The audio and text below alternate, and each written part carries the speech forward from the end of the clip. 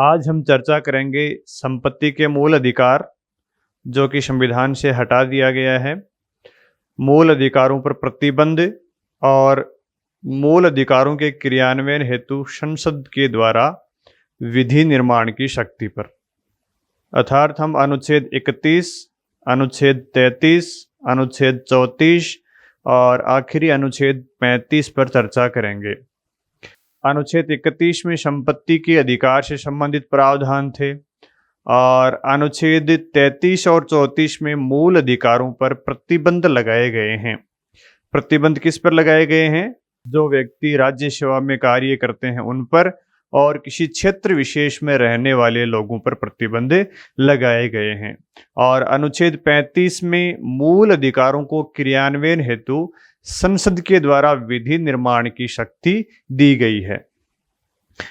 देखिए 4 अनुच्छेद हैं। अनुच्छेद 31 जिसमें संपत्ति का मूल अधिकार दिया हुआ है, जो अभी वर्तमान में अनुच्छेद 300 क में स्थापित है। यहाँ से 44वें संविधान संशोधन के द्वारा हटा दिया गया है, लेकिन इसमें अनुच्छेद 31A, 31B और 31C अभी भी संविधान में है, तो उनमें देखेंगे हम क्या क्या बातें रखी गई हैं। फिर हम बात करेंगे अनुच्छेद 33 की। अनुच्छेद 33 और 34 ये दोनों अनुच्छेद मूल अधिकारों पर प्रतिबंध से संबंधित हैं।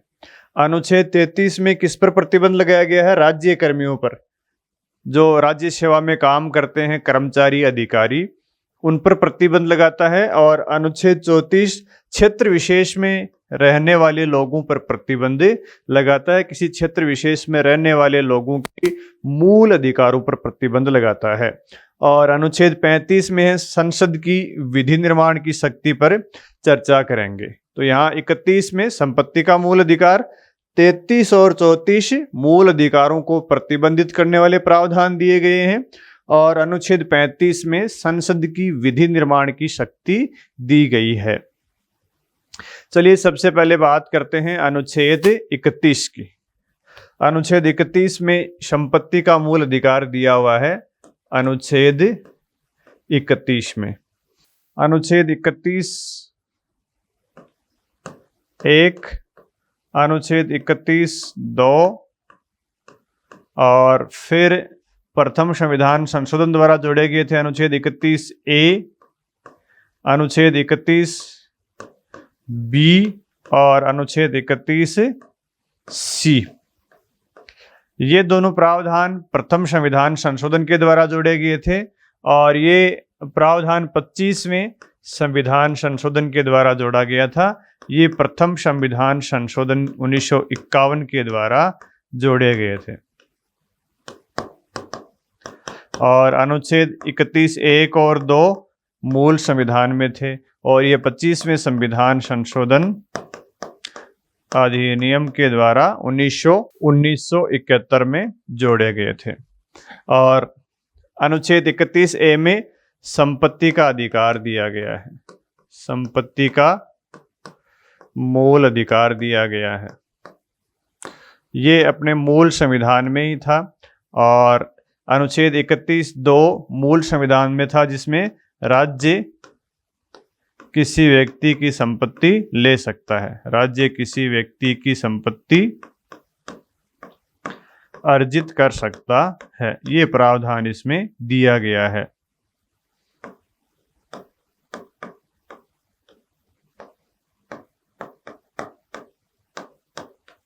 तो सबसे पहले हम बात करेंगे अनुच्छेद 31(1) की। अनुच्छेद 31(1) में ये प्रावधान है कि किसी भी व्यक्ति को विधि द्वारा स्थापित प्रक्रिया के बिना संपत्ति के अधिकार से वंचित नहीं किया जाएगा। यानी प्रत्येक व्यक्ति को संपत्ति रखने का अधिकार है, लेकिन विधि द्वारा स्थापित प्रक्रिया से उसकी संपत्ति ली जा सकती है। ऐसा नहीं है कि संपत्ति किसी की ले ही नहीं सकता। अनुच्छेद 31(1) में संपत्ति का अधिकार दिया गया है, लेकिन राज्य उस संपत्ति के अधिकार को छीन भी सकता है, लेकिन उस विधि के द्वारा स्थापित प्रक्रिया का पालन करते हुए किसी व्यक्ति की राज्य संपत्ति ले सकता है। अनुच्छेद 31(1) के अलावा और कौन सा अनुच्छेद है जिसमें संपत्ति के अर्जन और स्वामित्व का स्वतंत्रता दी गई है? अनुच्छेद 19(1)(f), अनुच्छेद 19(1)(f) में क्या दिया हुआ है, संपत्ति के अर्जन और स्वामित्व की स्वतंत्रता दी गई है। और दूसरा प्रावधान कहाँ है, अनुच्छेद 31(1) में। यहाँ पे दूसरा शब्द क्या लिखा हुआ है, विधि द्वारा स्थापित प्रक्रिया से किसी व्यक्ति की संपत्ति को ली जा सकती है। ठीक है। अनुच्छेद 31(2) में क्या प्रावधान है, अनुच्छेद 31(2) ये प्रावधान करता है कि राज्य के द्वारा किसी व्यक्ति की संपत्ति अर्जित की जा सकती है। यानी राज्य किसी व्यक्ति की संपत्ति ले सकता है, लेकिन दो शर्त हैं इसके पीछे। पहला, कोई सार्वजनिक प्रयोजन हो, सार्वजनिक हित के लिए ले सकता है, सार्वजनिक उद्देश्य के लिए ले सकता है। यानी राज्य किसी व्यक्ति की संपत्ति लेगा तो इसके पीछे क्या शर्तें हैं, दो शर्त पूर्ण होने पर ले सकता है। या तो कोई सार्वजनिक उद्देश्य हो, सार्वजनिक उद्देश्य का अर्थ है भाई कोई रेल लाइन जा रही है, या कोई सड़क जा रही है, या कोई स्कूल बनानी है, या कोई हॉस्पिटल बनाना है, ये सार्वजनिक उद्देश्य होता है, उसके लिए व्यक्ति की संपत्ति ली जा सकती है। नंबर 2, अगर किसी व्यक्ति की संपत्ति ली जाती है तो उस व्यक्ति को मुआवजा दिया जाएगा।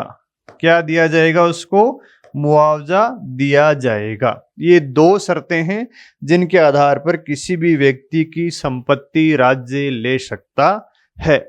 तो अनुच्छेद 31(1), अनुच्छेद 31(2) हमारे मूल संविधान में थे, लेकिन इनको 44वें संविधान संशोधन अधिनियम के द्वारा, 44वें संविधान संशोधन अधिनियम 1978 के द्वारा हमारे संविधान से हटा दिया गया है। यानी अनुच्छेद 31(1) को भी हटा दिया, अनुच्छेद 31(2) को भी हटा दिया गया है। कौन से संविधान संशोधन के द्वारा, 44वें संविधान संशोधन अधिनियम 1978 के द्वारा। और 44वें संविधान संशोधन 1978 के द्वारा अनुच्छेद 19(1)(f) इसको भी संविधान से हटा दिया गया है। नंबर 1 बात, यहां से संपत्ति के अधिकार को मूल अधिकार से हटाकर अनुच्छेद 300(क) में रख दिया गया है।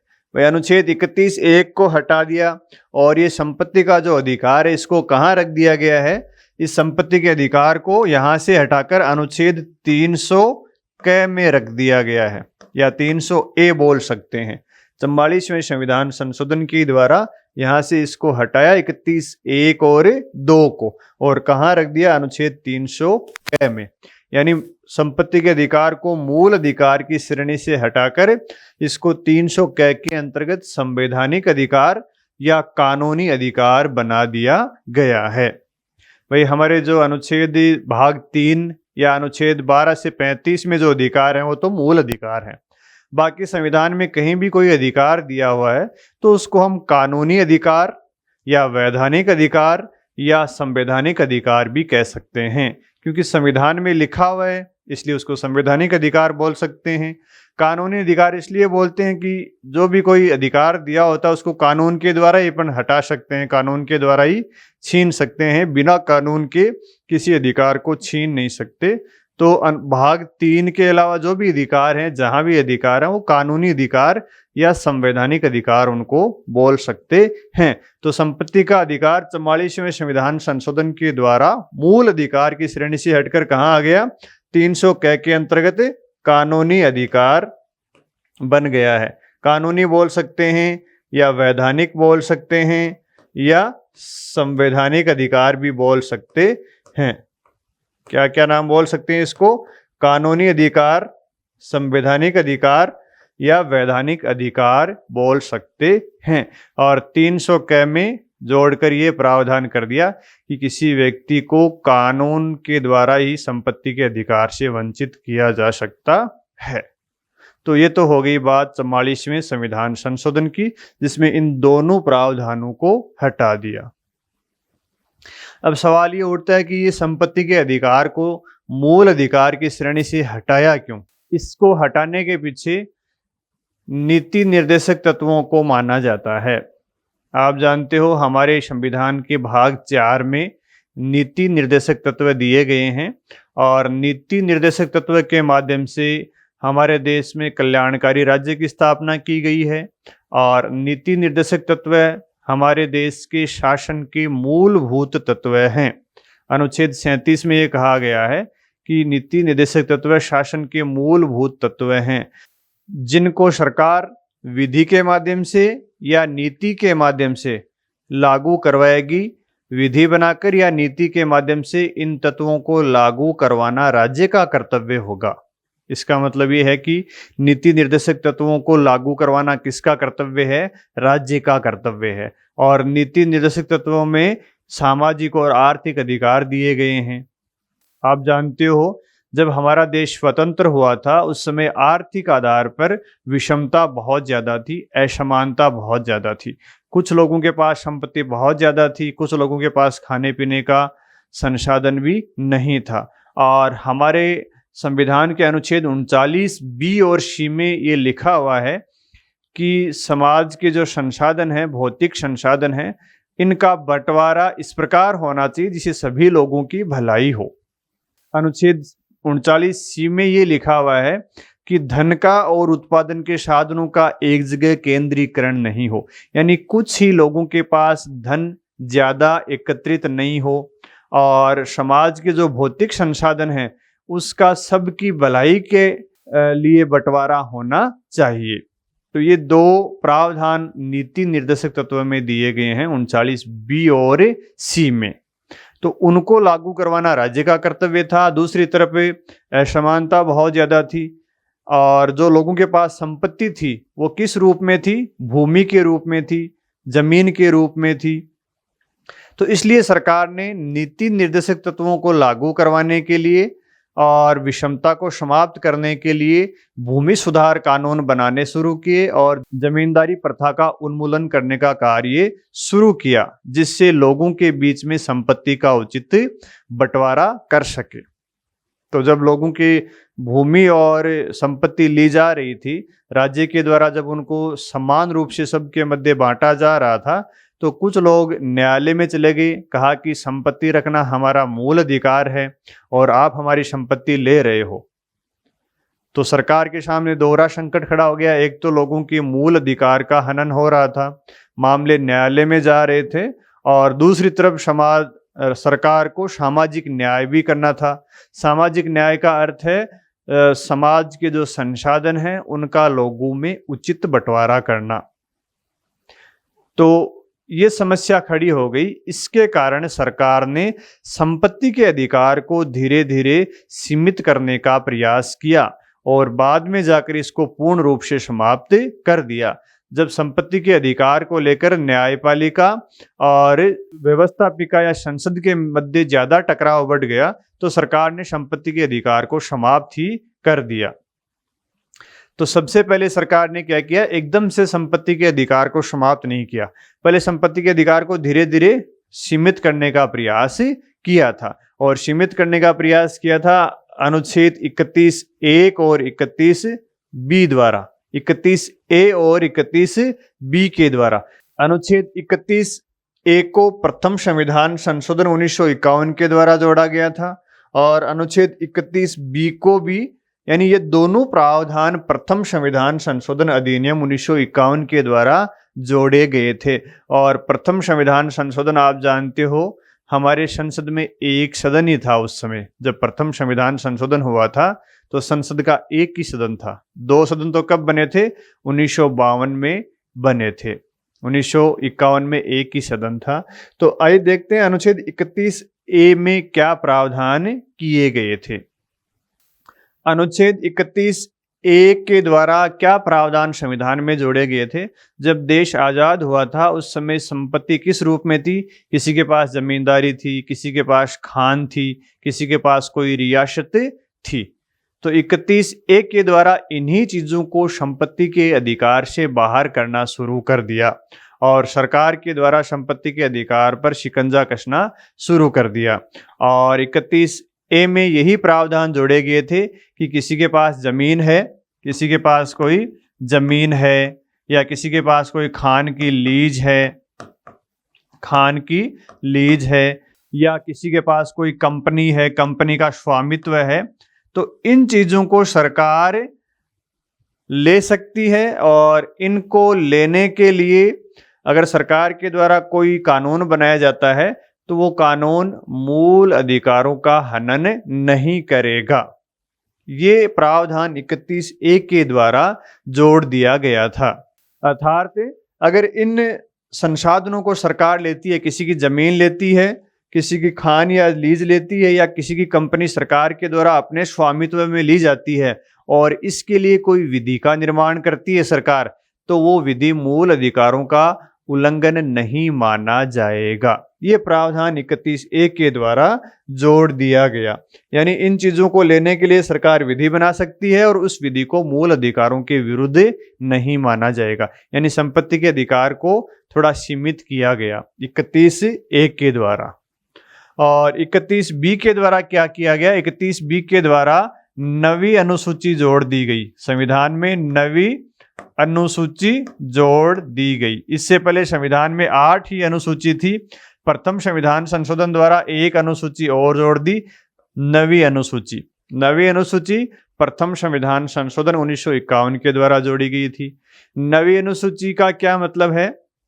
नवी अनुसूची को इसलिए जोड़ा गया था क्योंकि सरकार के द्वारा संपत्ति के अधिकार को कम करने के लिए या संपत्ति अर्जित करने के लिए कानून बनाए जा रहे थे और उन कानूनों को न्यायालय में चुनौती दी जा रही थी।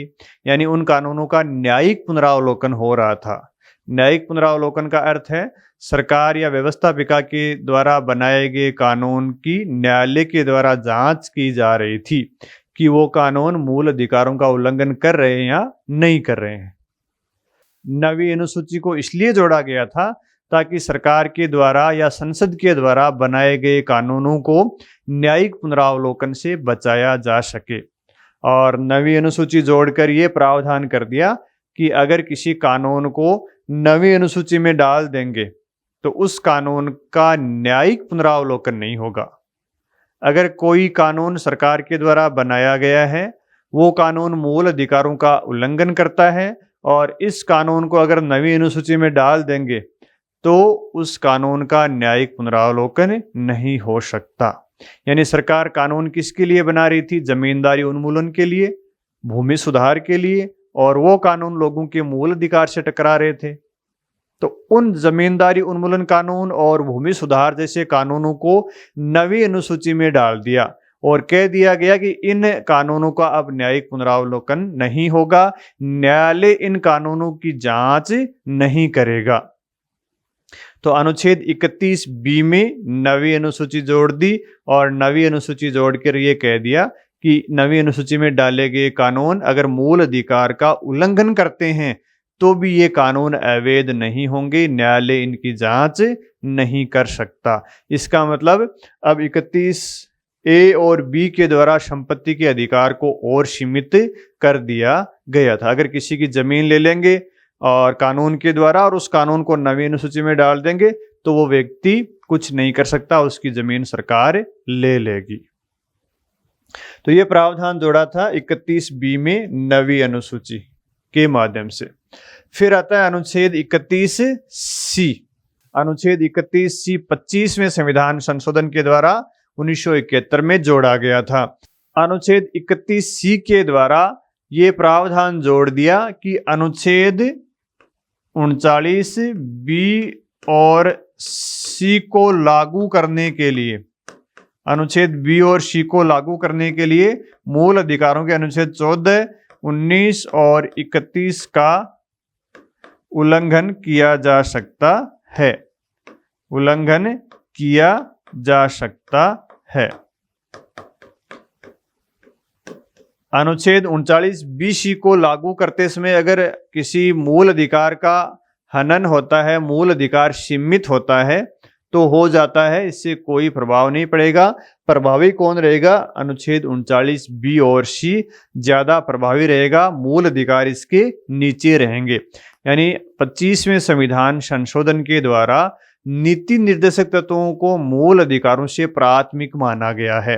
यहाँ 39B और C तो नीति निर्देशक तत्व हैं और अनुच्छेद 14, 19 और 31 मूल अधिकार हैं। तो अगर दोनों में टकराव होता है, नीति निर्देशक तत्व में और मूल अधिकारों में, तो प्रभावी कौन होगा? 25वें संविधान संशोधन के बाद में प्रभावी नीति निर्देशक तत्व होंगे, DPSP होंगे, ये ज्यादा प्रभावी होंगे, इनका हनन हो सकता है। भाई 39 बी और सी में क्या दिया हुआ है? 39 बी में तो ये कहा गया है कि समाज के जो भौतिक संसाधन हैं उनका बंटवारा सभी की भलाई के लिए होना चाहिए।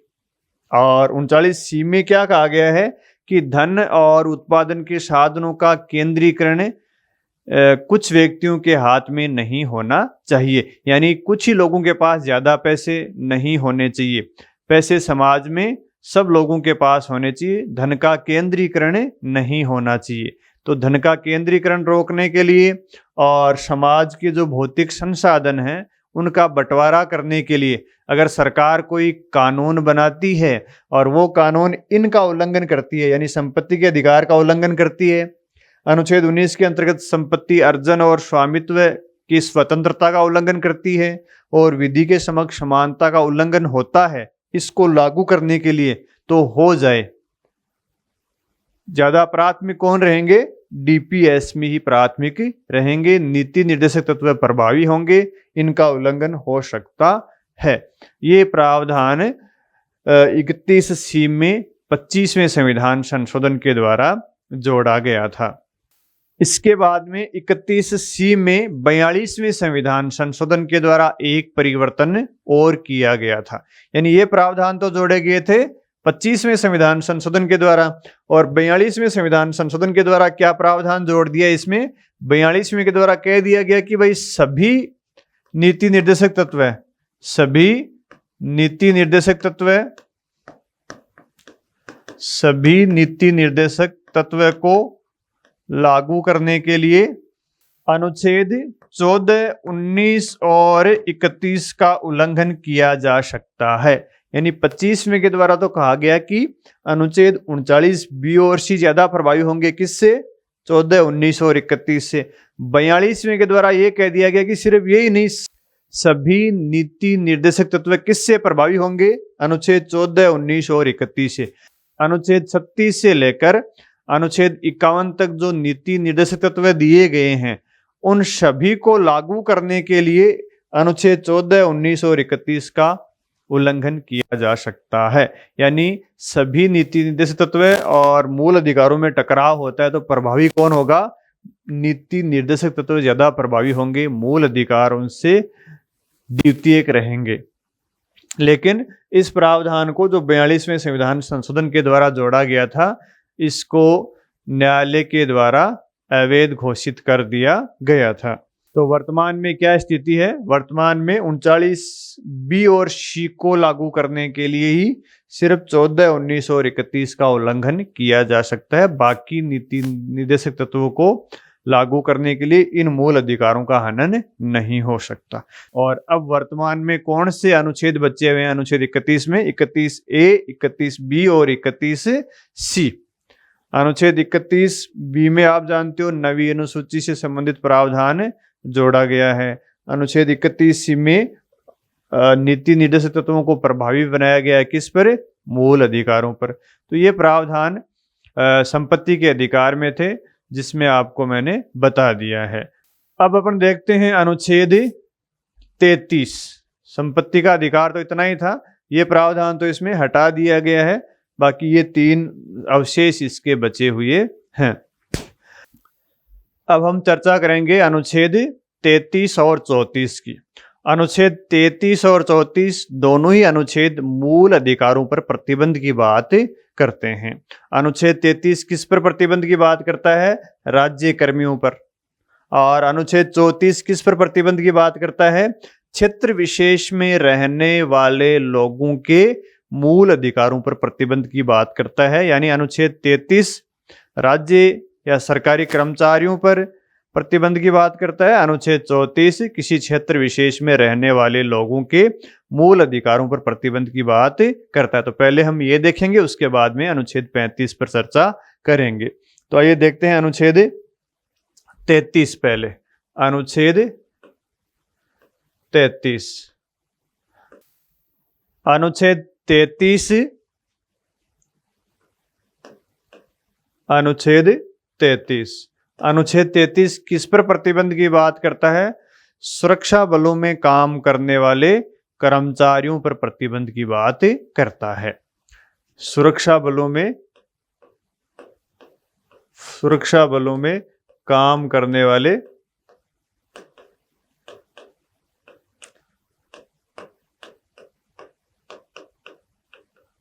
व्यक्तियों पर या कर्मियों पर प्रतिबंध की बात करता है। अनुच्छेद 33 में अनुच्छेद 33 ए, बी, सी और डी 4 इसके क्लॉज हैं। अनुच्छेद 33 ए, अनुच्छेद 33 ए या क बोल सकते हैं, अनुच्छेद 33 बी बोल सकते हैं या ब, अनुच्छेद 33 सी और अनुच्छेद 33 डी, ये 4 इसमें सब क्लॉज हैं। तो अनुच्छेद 33 ए के अंतर्गत किस पर प्रतिबंध की बात की गई है? अनुच्छेद 33 ए सैन्य बलों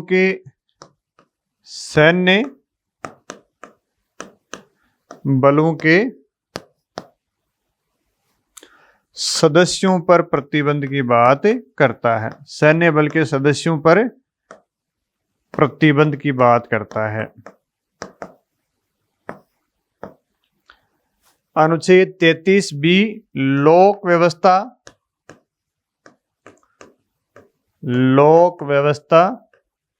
बनाने वाले बलों के सदस्यों पर प्रतिबंध की बात करता है। और अनुच्छेद 33 सी किसकी बात करता है? आसूचना या इंटेलिजेंस, आसूचना या प्रतिसूचना में कार्यरत बलों के सदस्यों पर प्रतिबंध की बात करता है।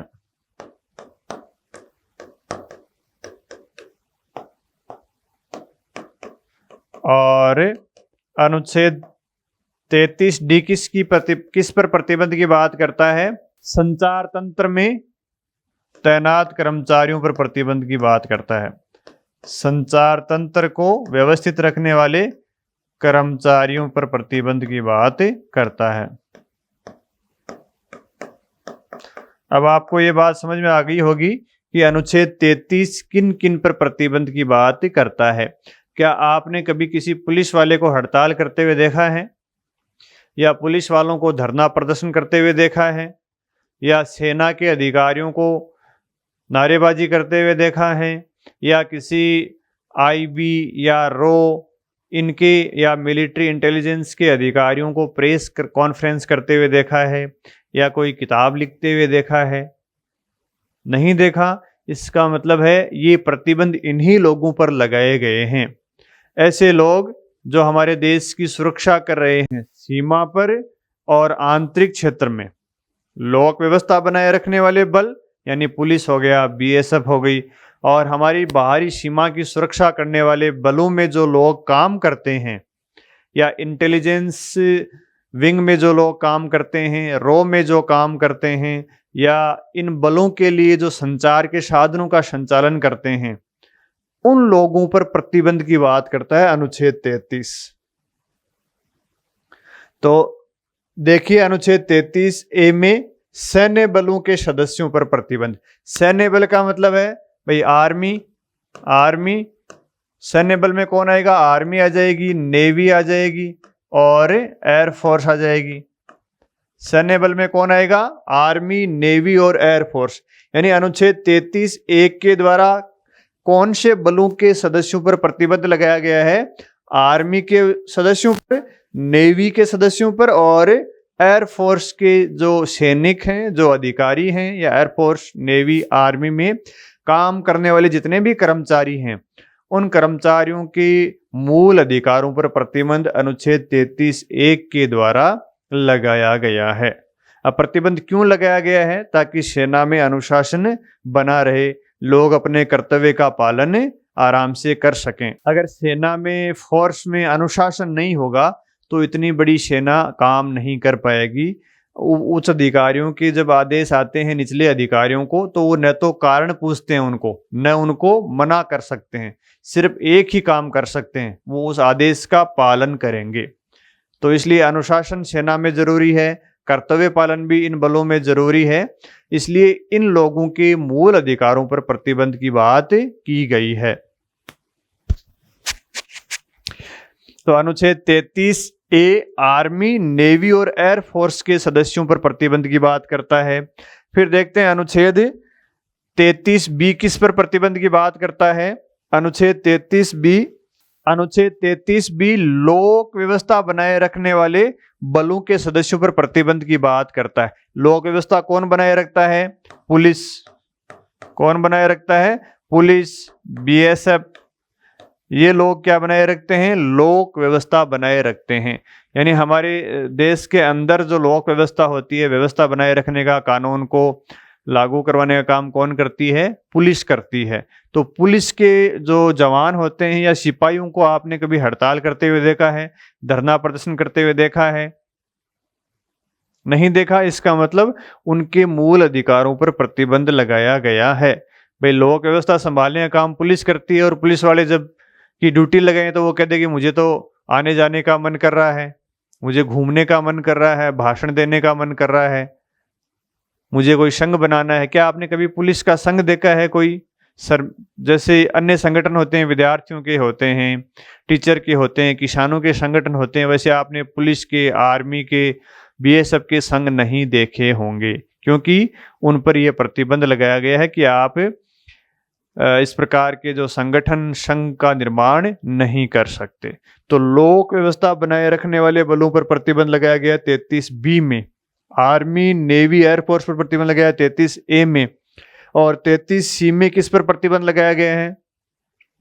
सी में जो आसूचना वाले होते हैं, इंटेलिजेंस विंग के लोग होते हैं, जो खुफिया सूचना एकत्रित करते हैं। देश के अंदर कौन करती है? IB करती है।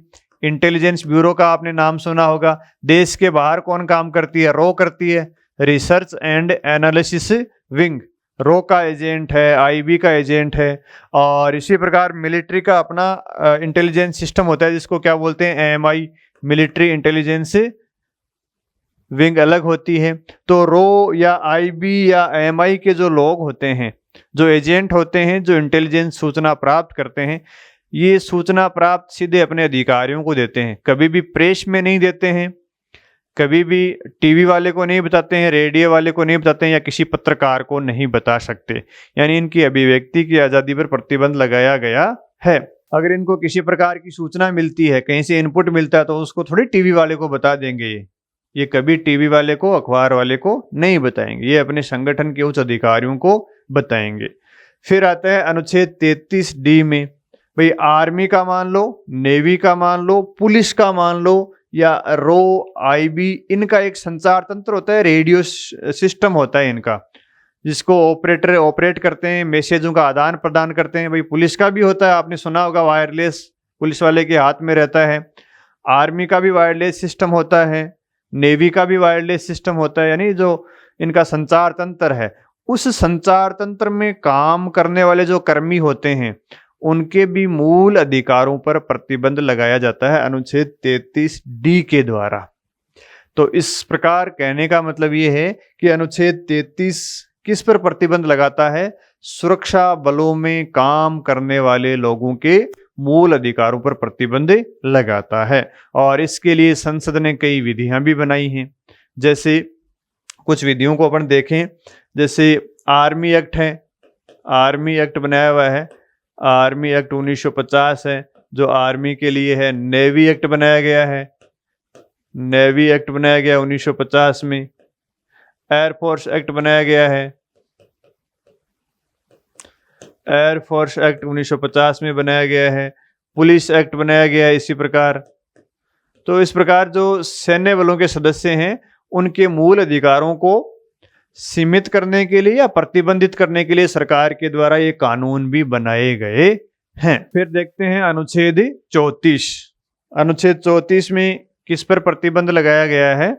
अनुच्छेद 34 में किसी क्षेत्र विशेष में रहने वाले लोगों के मूल अधिकार पर प्रतिबंध लगाया गया है। अनुच्छेद 34।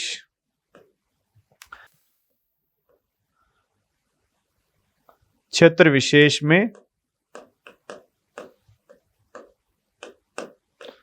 रहने वाले लोगों पर प्रतिबंध। अनुच्छेद 33 किस पर प्रतिबंध की बात करता है? सैन्य बलों के सदस्यों पर प्रतिबंध, पुलिस के सदस्यों पर प्रतिबंध। अनुच्छेद 34 किस पर प्रतिबंध की बात करता है? क्षेत्र विशेष में रहने वाले लोगों के मूल अधिकारों पर प्रतिबंध। यानी अनुच्छेद 34 क्षेत्र पर प्रतिबंध लगाता है, उसमें चाहे कोई भी लोग रहे हो। अनुच्छेद 33 जो सुरक्षा बल होते हैं उन पर प्रतिबंध की बात करता है। तो अनुच्छेद 34 में 3-4 बातें हैं। देखिए, अनुच्छेद 34 में कोई सब क्लॉज नहीं है, कोई क्लॉज नहीं है, सिर्फ एक ही अनुच्छेद है। भारत के किसी भाग में मार्शल लॉ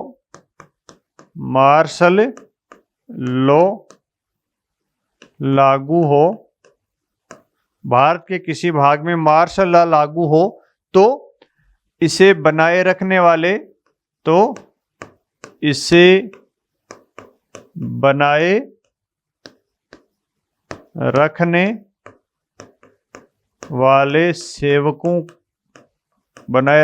सेवकों की क्षति और नुकसान की भरपाई की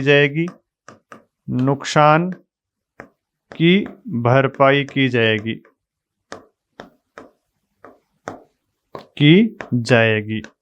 और क्या है इसमें? ये एक ही अनुच्छेद में लिखा हुआ है, अपन इसको टुकड़ों में बांट रहे हैं।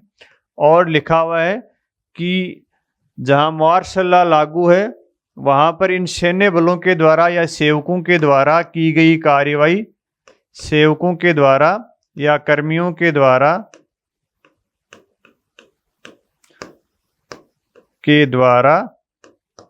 की गई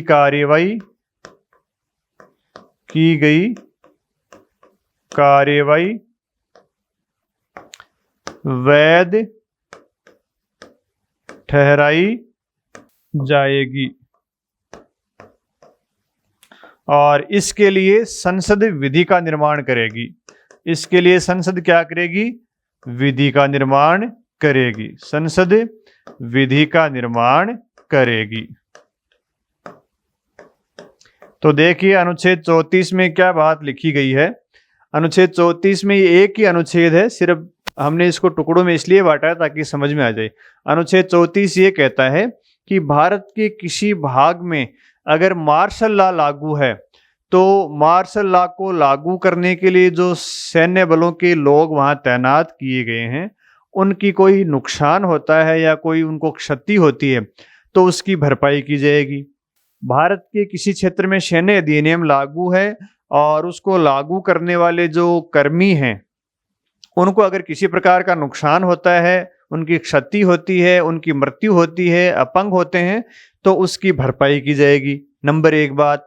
दूसरी बात, उनके द्वारा अगर किसी को दंड दिया जाता है, उनके द्वारा किसी को गोली मारी जाती है, उनके द्वारा कोई भी कार्रवाई की जाती है तो उस कार्रवाई को संसद विधि बनाकर वैधानिकता प्रदान करेगी।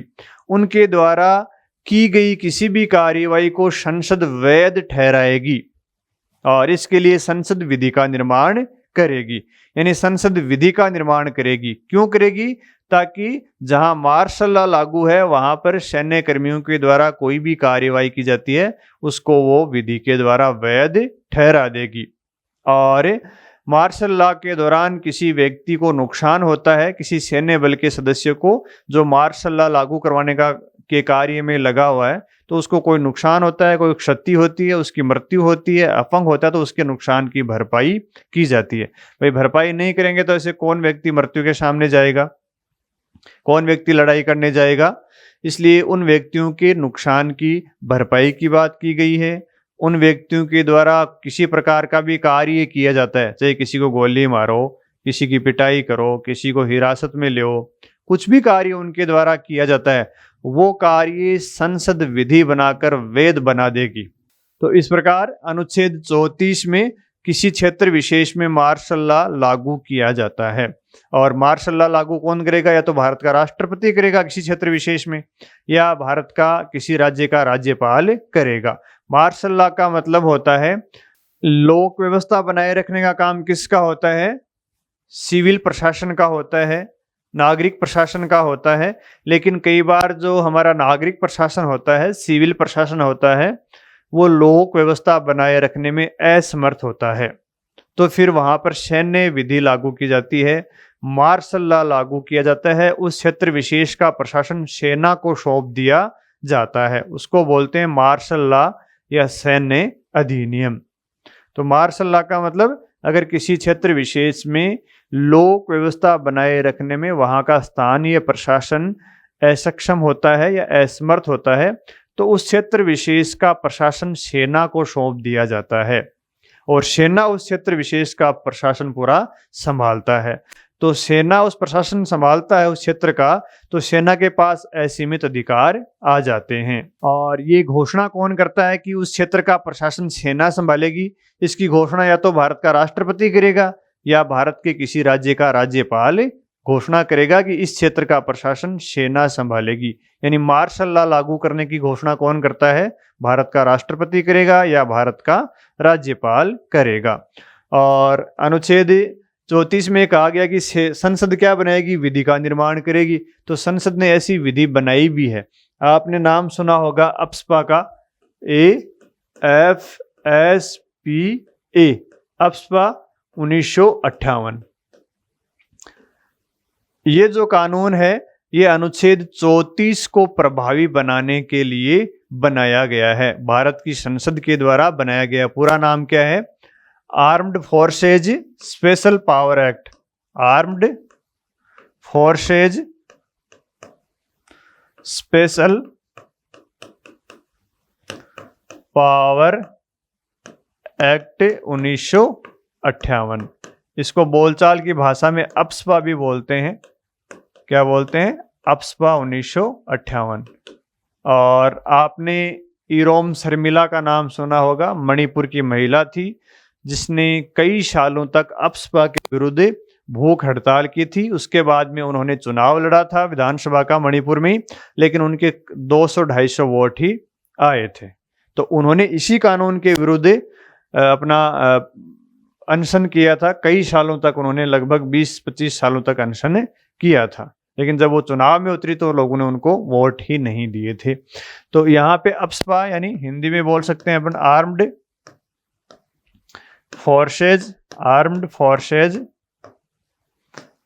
विशेष शक्ति अधिनियम, विशेष शक्ति अधिनियम।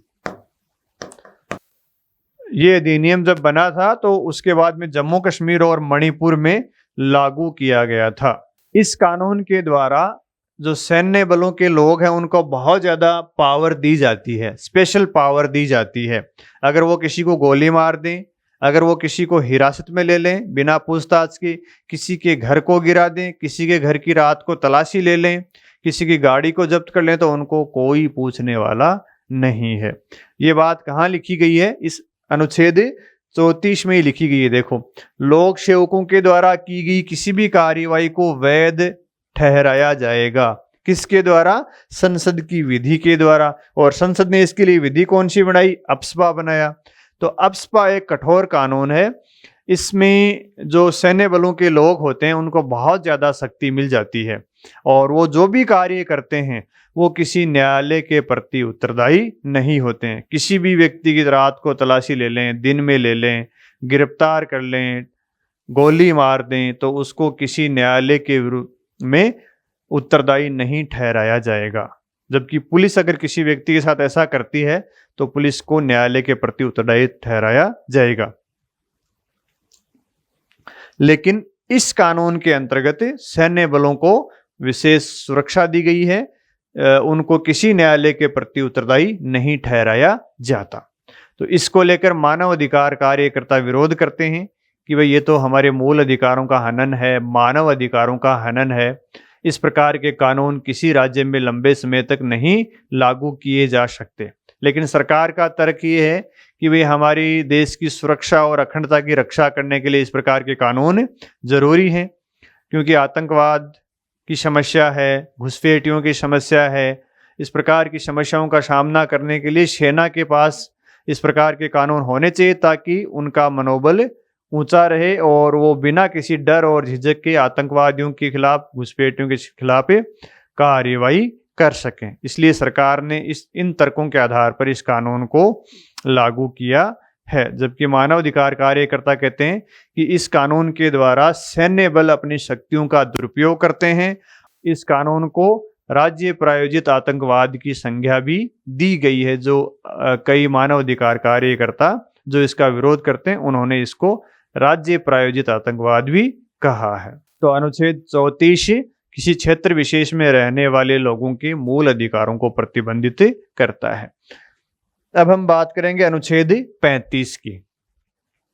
अनुच्छेद 35। अनुच्छेद 35 मूल अधिकारों का क्रियान्वयन हेतु मूल अधिकारों के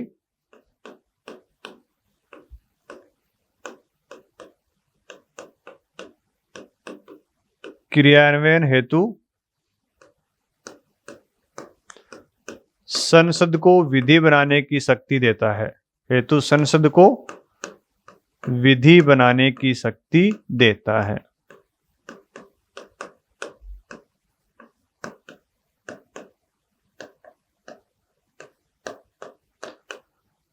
हमने इससे पहले अनुच्छेद पढ़े थे 33 और 34। तो 33 में हमने आर्मी एक्ट का नाम लिया था, नेवी एक्ट का नाम लिया था, एयरफोर्स एक्ट का नाम लिया था। इससे पहले अप्सपा एक्ट 1958 की बात की थी। तो वो सारे एक्ट किसके द्वारा बनाए गए थे? सारे एक्ट संसद के द्वारा बनाए गए थे। और किस अनुच्छेद का प्रयोग करके? अनुच्छेद 35 का प्रयोग करके। तो मूल अधिकारों को क्रियान्वित करवाने के लिए विधि बनाने की शक्ति किसके पास है? संसद के पास है, न कि राज्य विधानसभाओं के पास। ये प्रावधान अनुच्छेद 35 में किया गया है। भाई हम जानते हैं हमारे जो मूल अधिकार हैं, उनमें कुछ मूल अधिकार तो स्वतः ही क्रियाशील हैं, जबकि कुछ मूल अधिकारों को क्रियान्वित करवाने के लिए विधि बनाने की आवश्यकता पड़ती है। और वो विधि किसके द्वारा बनाई जाती है? संसद के द्वारा बनाई जाती है। किस अनुच्छेद में संसद को यह ताकत दी गई है? अनुच्छेद 35 में यह ताकत संसद को शक्ति दी गई है कि मूल अधिकारों का क्रियान्वयन करवाने के लिए आप विधि बना सकते हैं। तो अनुच्छेद 35 में 2 क्लॉज हैं। अनुच्छेद 35 क है। अनुच्छेद 35 क बोल सकते हैं या ए बोल सकते हैं। और अनुच्छेद 35 ख है। अनुच्छेद 35 ख बोल सकते हैं या इसको बी बोल सकते हैं। जो भी आप हिंदी में बोलो तो ख, अंग्रेजी में तो बी। और अनुच्छेद 35 क क्या प्रावधान करता है? अनुच्छेद 35 क में ये लिखा गया है कि मूल अधिकारों को क्रियान्वित करवाने के लिए विधि बनाने की शक्ति किसके पास है? विधि बनाने की शक्ति संसद के पास है, न कि विधानसभाओं के पास। ये प्रावधान 35 क में लिखा गया है, 35 ए में लिखा गया है। 35 ए के 2 सब क्लॉज और हैं।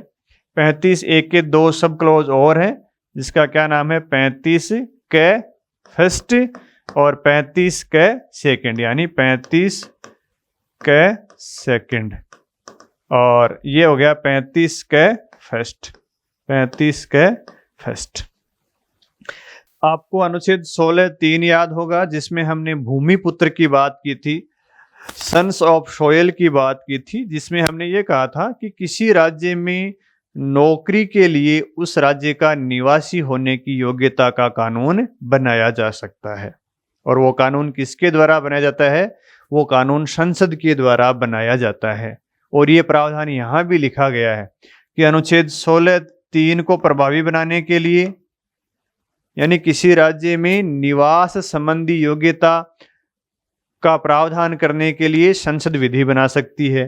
तो अनुच्छेद 16(3) को प्रभावी बनाने के लिए और अनुच्छेद 32(3) को प्रभावी बनाने के लिए, वह अनुच्छेद 32(3) में हमने कहा था ना कि जो 5 प्रकार की रिट जारी की जाती हैं उच्चतम न्यायालय के द्वारा, इसी प्रकार की रिट किसी अन्य न्यायालय को जारी करने की संसद विधि बनाकर शक्ति दे सकती है। तो वो प्रावधान भी यहाँ लिखा गया है कि अनुच्छेद 32(3) को प्रभावी बनाने के लिए, अनुच्छेद 16(3) को प्रभावी बनाने के लिए संसद के पास विधि बनाने की शक्ति होगी। और 35 के फर्स्ट में ये बात और कही गई है कि अनुच्छेद 33 और अनुच्छेद 34 इन दोनों को भी प्रभावी बनाने के लिए संसद कानून बना सकती है। तो अनुच्छेद 35 के फर्स्ट में अनुच्छेद 16, अनुच्छेद 32(3), 33 और 34 इनको प्रभावी बनाने के लिए संसद विधि बना सकती है। यानी नेवी एक्ट बनाया गया है, अप्सपा एक्ट बनाया गया है, किस अनुच्छेद के तहत? 35 के 1 के अंतर्गत संसद को यह शक्ति प्रदान की गई है। फिर 35 के सेकंड किसकी बात करता है? 35 के सेकंड किसकी बात करता है? आपको अनुच्छेद 17 और 23 याद होगा। अनुच्छेद 17 किसकी बात करता है? अस्पृश्यता की बात करता है। अनुच्छेद 23 किसकी बात करता है? मानव दुर्व्यापार, बलात्श्रम और बेगार की बात करता है। तो अनुच्छेद 17 में अस्पृश्यता क्या है? अपराध है। अगर कोई व्यक्ति अस्पृश्यता करता है तो वो अपराध है। अनुच्छेद 23 में कोई व्यक्ति मानव का दुरुपयोग करता है तो वो भी क्या है? अपराध है। और दोनों अपराधों के लिए विधि के अनुसार दंड दिया जाएगा। तो अनुच्छेद 35 के सेकंड इस प्रकार के जो मूल अधिकारों के उल्लंघन के लिए जो दंड दिया जाता है उनके लिए विधि बनाने का प्रावधान यहाँ किया गया है। यानी मूल अधिकारों के उल्लंघन के लिए जो दंड की बात की गई है, जो विधि के अनुसार दंड दिया जाएगा, उस विधि को बनाने की बात यहाँ की गई है। और मूल अधिकारों का क्रियान्वयन करवाने के लिए जो विधि की बात की गई है वो अनुच्छेद 35 के फर्स्ट में बात की गई है। और ऐसे मूल अधिकार जिनका उल्लंघन दंडनीय अपराध है उनके लिए विधि बनाने की बात 35 के सेकंड में की गई है। ठीक है। फिर आता है अनुच्छेद 35 ख। 35 ख में ये प्रावधान किया गया है कि भाई मूल अधिकारों का क्रियान्वयन करवाने के लिए अगर कोई पूर्व संवैधानिक विधि है तो संसद उसमें बदलाव कर सकती है। भाई ये संविधान लागू होने से पहले कोई ऐसी विधि है जो मूल अधिकारों का क्रियान्वयन करवाती है तो संसद उसमें परिवर्तन कर सकती है, उसको समाप्त कर सकती है। ये 35 ख में दिया गया है। लेकिन आपको ये ध्यान में रखना है कि मूल अधिकारों का क्रियान्वयन करवाने के लिए संसद को विधि बनाने की शक्ति कहाँ दी गई है? अनुच्छेद 35 क में दी गई है। और मूल अधिकारों के क्रियान्वयन के लिए विधि बनाने का अधिकार, शक्ति, विधि बनाने की शक्ति सिर्फ किसके पास है? संसद के पास है। इसके बाद में हम चर्चा करेंगे कि कौन से ऐसे मूल अधिकार हैं जो सिर्फ भारतीय नागरिकों को प्राप्त हैं और कौन से ऐसे मूल अधिकार हैं जो विदेशियों को भी प्राप्त हैं। देखो, भारतीयों को प्राप्त मूल अधिकार यानी नागरिकों को प्राप्त मूल अधिकार, नागरिकों को प्राप्त मूल अधिकार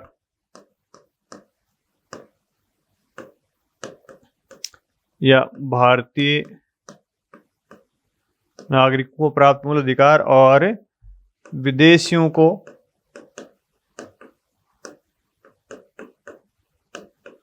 प्राप्त मूल अधिकार। विदेशियों में जो शत्रु देश के नागरिक हैं उनको ये प्राप्त नहीं होते हैं, शत्रुओं को प्राप्त नहीं होते हैं। जो अन्य देशों के नागरिक हैं उनको मूल अधिकार प्राप्त होते हैं, शत्रु देश के नागरिकों को मूल अधिकार प्राप्त नहीं होते। भारतीय नागरिकों को तो सारे ही हैं, भारतीय नागरिकों को तो सारे मूल अधिकार ही प्राप्त हैं, भारतीय नागरिकों के लिए तो हैं। लेकिन कुछ मूल अधिकार ऐसे हैं जो केवल भारतीयों को प्राप्त हैं, जैसे अनुच्छेद 15, अनुच्छेद 16, अनुच्छेद 19, अनुच्छेद 29 और अनुच्छेद 30। अनुच्छेद 15 जाति, धर्म, लिंग, जन्म स्थान के आधार पर भेदभाव की मनाही करता है। अनुच्छेद 16 लोक नियोजन में अवसर की समानता की बात करता है। अनुच्छेद 19 में 6 प्रकार की स्वतंत्रता दी गई है। अनुच्छेद 29 और 30 शिक्षा और संस्कृति के अधिकारों की बात करता है। फिर जो सभी व्यक्तियों को प्राप्त है, विदेशियों को भी प्राप्त है, वो कौन है? अनुच्छेद 14, अनुच्छेद 20, अनुच्छेद 21, 22, 23, 24 और 25 से लेकर 26, 27 और 28, ये सारे मूल अधिकार विदेशी व्यक्तियों को भी प्राप्त हैं। यानी जब आप संविधान में मूल अधिकारों को पढ़ोगे तो जहां व्यक्ति लिखा हुआ है इसका मतलब वो अन्य देश के लोगों के नागरिकों को भी प्राप्त हैं, और जहां केवल नागरिक लिखा हुआ है इसका मतलब वो भारतीय नागरिकों को ही प्राप्त हैं। तो ये मूल अधिकार विदेशियों को भी प्राप्त हैं। अनुच्छेद 14 में विधि के समक्ष समानता है, 20 में गिरफ्तारी से संरक्षण है, 21 में जीवन का अधिकार है, प्राण एवं दैहिक स्वतंत्रता, 22 में निवारक निरोध और नजरबंदी का दिया हुआ है, 23-24 में शोषण के विरुद्ध अधिकार है, 25 से 28 तक धार्मिक स्वतंत्रता का अधिकार है। तो यह आपको तथ्य ध्यान में होने चाहिए। इसके बाद में हमें मूल अधिकार के दो सिद्धांत रह गए थे।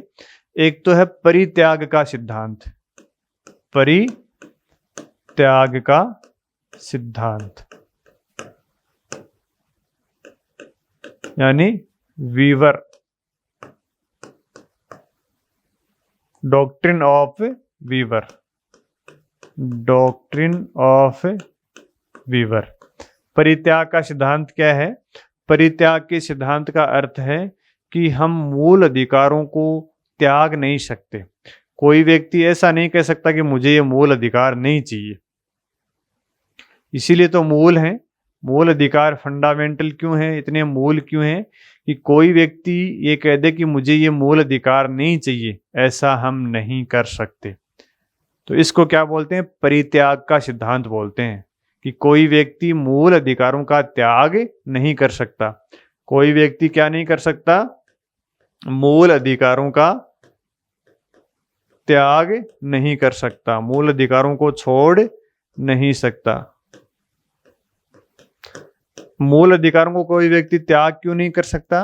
क्योंकि भारत में जनता अशिक्षित है, अनपढ़ है, इतनी समझदार नहीं है। तो कई बार क्या करते हैं लोग, बहला फुसलाकर उनके अधिकारों का त्याग करवा देते हैं। तो इससे बचने के लिए ये इस प्रकार का सिद्धांत अपनाया गया है न्यायालय की व्याख्या के द्वारा कि कोई व्यक्ति अपने मूल अधिकारों का त्याग नहीं कर सकता, जिसको क्या बोलते हैं?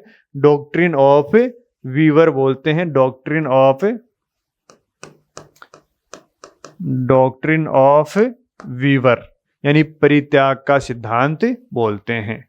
कोई व्यक्ति मूल अधिकारों का त्याग नहीं कर सकता। कोई व्यक्ति कह दे कि मुझे तो जीवन नहीं चाहिए, आत्महत्या का अधिकार हमें नहीं है, जीवन के अधिकार में आत्महत्या का अधिकार नहीं है। ऐसे तो कोई व्यक्ति कह देगा मुझे जीवन नहीं चाहिए, मैं त्याग रहा हूं, लेकिन आप जीवन को त्याग नहीं सकते। एक सिद्धांत और था भविष्य लक्ष्य सिद्धांत। भविष्य लक्ष्य सिद्धांत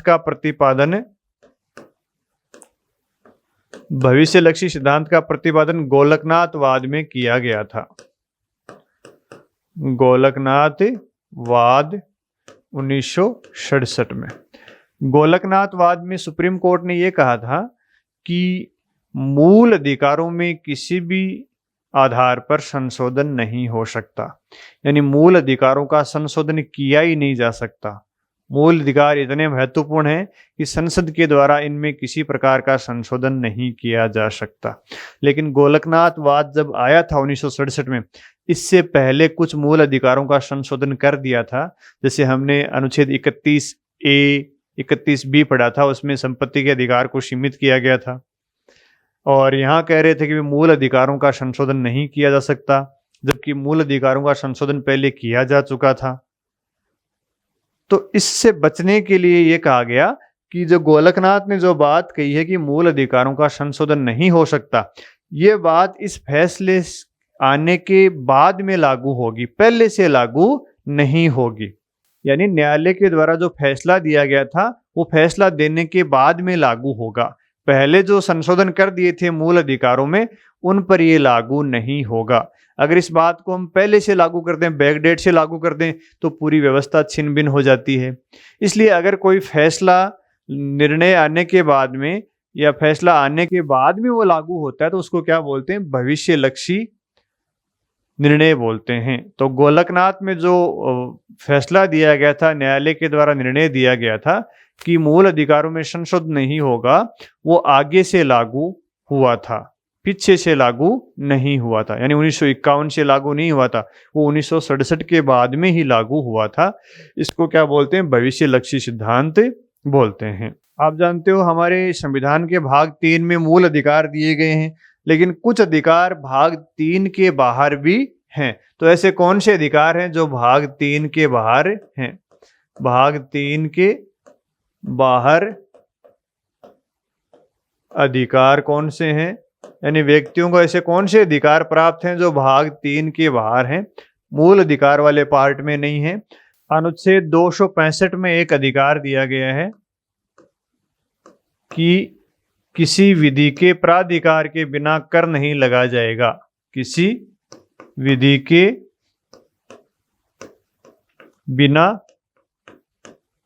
कर नहीं लगाया जाएगा, यानी बिना किसी विधि के कर नहीं लगाया जाएगा।